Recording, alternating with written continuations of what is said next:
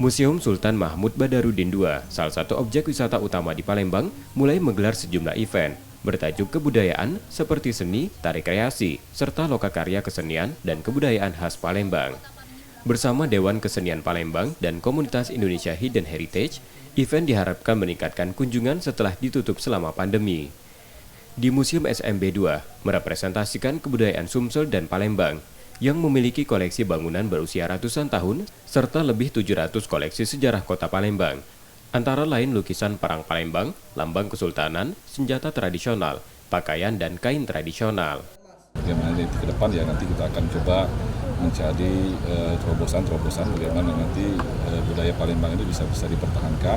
Intinya bagaimana nanti yang pertama ya kenali dulu lah budaya kita mengajak melalui event ini, kenali budaya kita, terus mencintai budaya kita, lalu kita akan melestarikan budaya kita ke depan seperti itu.